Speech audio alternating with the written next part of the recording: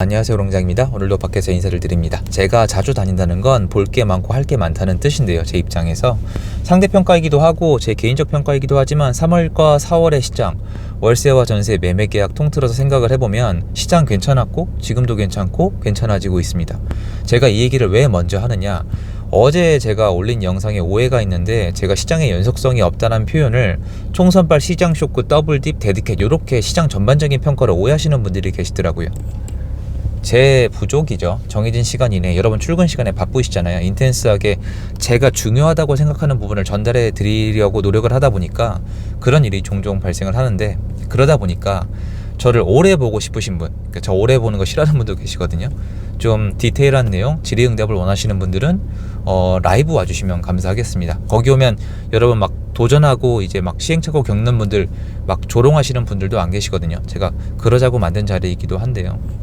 지금 시장은 연속성이 여러분 이렇게 쭉 올라가다가 계속 올라가면 연속성이 있는 거고, 쭉 올라가다가 꼭 꺾여야 연속성이 없는 게 아니라 쭉 올라가다가 약간 정체돼도 잠깐 쉬어가도 연속성이 없는 건 맞거든요. 흐름 자체는 안 바뀌었지만 시장 전반적인 평가는 변한 게 없어요. 전 수급으로 보기 때문에 월세가 정답이다, 월세의 키가 있다, 아니면 월세와 전세가 중요하다, 수급이 중요하다, 시장 호재나 총선보다 그게 훨씬 중요하다라고 단 한 번도 말을 바꾼 적이 없잖아요. 그래서 시장은 크게 변할 게 없습니다.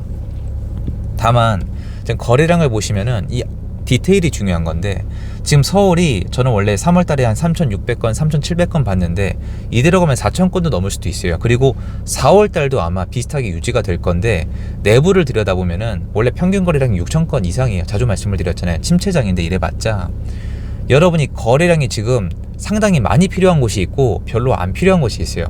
별로 안 필요한 것은 수급상 이미 사람들이 사는 곳, 뭐 잠실이나 송파죠.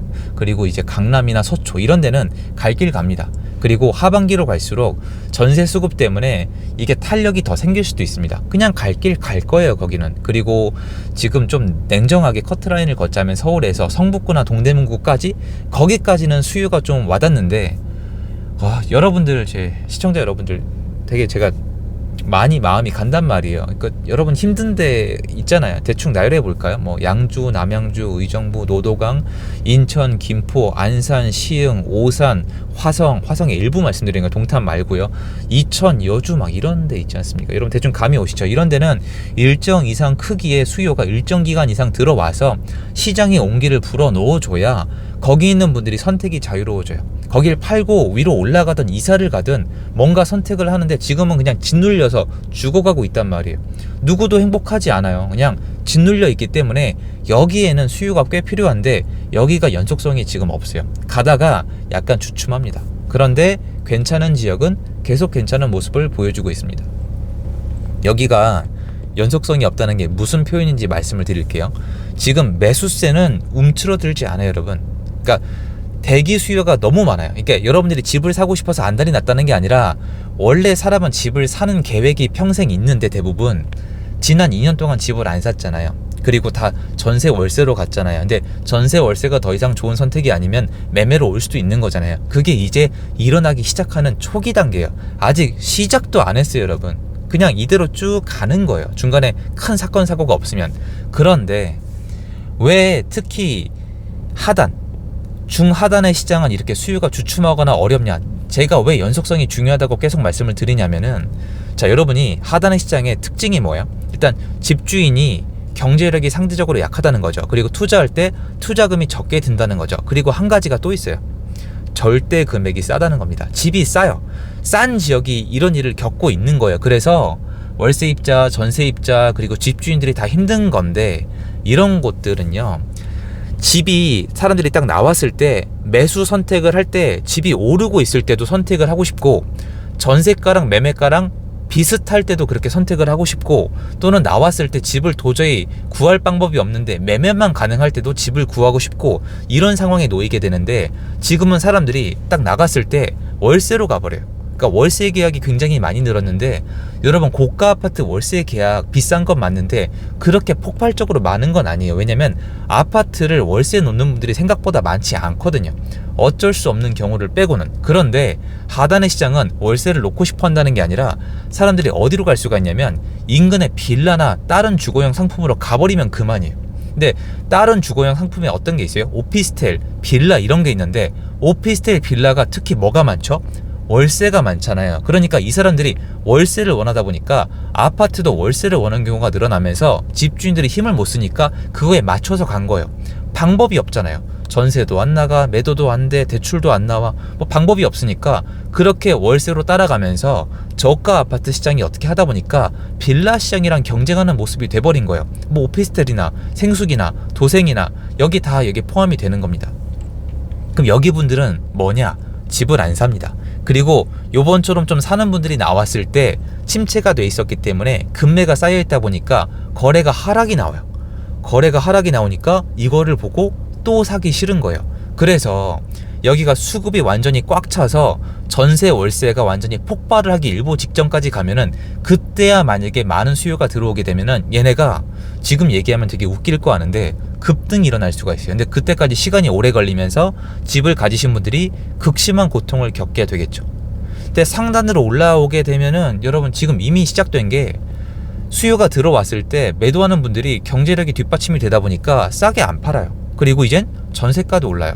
그리고 대출도 금리가 느끼기엔 좀 내려갔고 안 나오던 것도 꽤 해결이 됐습니다. 그러니까 자기가 정리정돈을 한 거예요. 그러니까 자리를 딱 잡고 난 이제 금매로 안 판다고 생각을 해버린 단지들은 하방을 다지고 조금씩 올라가고 있는 거예요. 그리고 수요가 들어오는 크기에 비례해서 바닥을 다지고 매매가가 올라가고 있는 겁니다. 그런데 하단의 시장은 너무 복잡해요. 이게 월세로 뺏기는 지역도 있고 지금 전세가 가격이 매매가랑 붙었는데 그래도 전세가 안 나가는 지역도 있고 은근히 또 매매가 되는 지역도 있고 그러니까 이게 정말 완전히 아수라장이 돼 있거든요. 뭐 하나로 정리가 안 돼 있단 말이에요. 근데 문제는 여기에 상당히 많은 분들이 물건을 가지고 계시기 때문에 이번 시장에 그분들이 기다리는 게 뭔지 전 알려주고 싶은 거예요. 그분들이 기다리고 있는 거는 딴 게 아니야. 시장의 회복, 시장의 상승, KB의 상승, 한국 부동산의 상승이 아니에요. 제 말이 맞지 않아요, 여러분? 여러분 지금 한국 부동산은 서울 상승으로 전환시켰죠. KB도 그렇게 오래 안 걸려서 보합을 거쳐서 상승으로 갈 수도 있어요. 근데 그렇게 되면은 여러분의 문제가 해결이 되나요? 지금 전세가 잘 나가세요? 매도가 가능한가요? 대출 문제가 해결이 됐나요? 매매가가 올라가고 계세요? 전혀 아니란 말이에요.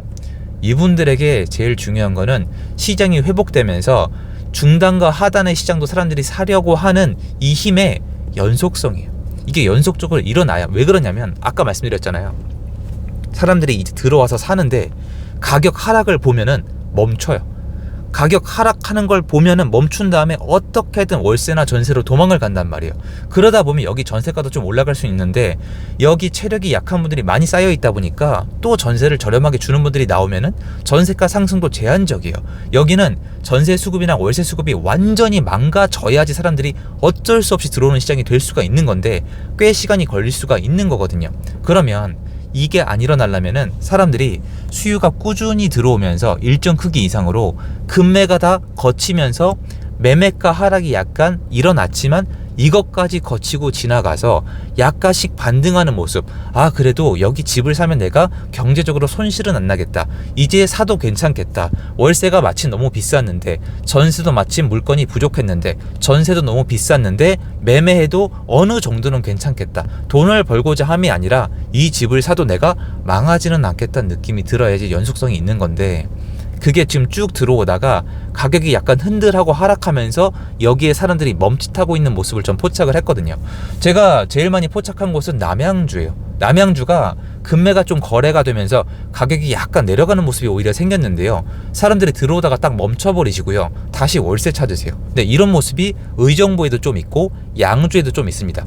이런 모습이 차라리 좀 덜한 곳이 인천, 김포, 고양은 좀 덜해요. 그러니까 이런 모습을 봤을 때 이 하단의 시장 전반적으로 봤을 때 필요로 하는 연속성이 지금 부족하다라고 저는 표현을 한 거예요. 시장 전반적으로 봤을 때 지금 나쁘지 않아요. 이거에 대해서는 제가 앞으로 좀 디테일하게 기회가 되면 말씀을 드리도록 할게요. 그래서 오해하지 않으셨으면 좋겠어요. 근데 들어보시면 좀 내용이 클리어하지 않지 않으세요? 근데 이게 나와보시면 여러분이 확인 가능하신데 지금 나와서 전화 시간과 에너지와 이렇게 인건비를 들여서 이걸 확인을 하지 안 하시는 게 좀 맞다고 봐요. 가성비가 안 나올 거 아니에요. 저야 이 시장에 몸을 담고 있는 사람이니까.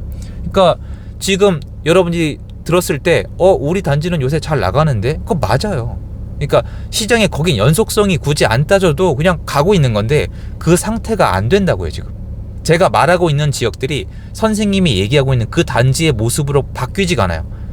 최소한 동대문구나 성북구에 있는 아파트처럼 하방을 다지고 그래도 내가 집을 사면은 막 몇천 몇억을 날리지는 않겠다 이런 생각은 들어야 될 건데 아직도 이조차 해소가 안 된 곳들이 꽤 많단 말이에요. 이게 제가 얘기하는 시장의 회복에 있어서의 연속성이 부족하다, 없다. 지금은 그게 일단 멈칫하다라고 말씀을 드린 거예요. 근데 데이터 한번 봐보세요.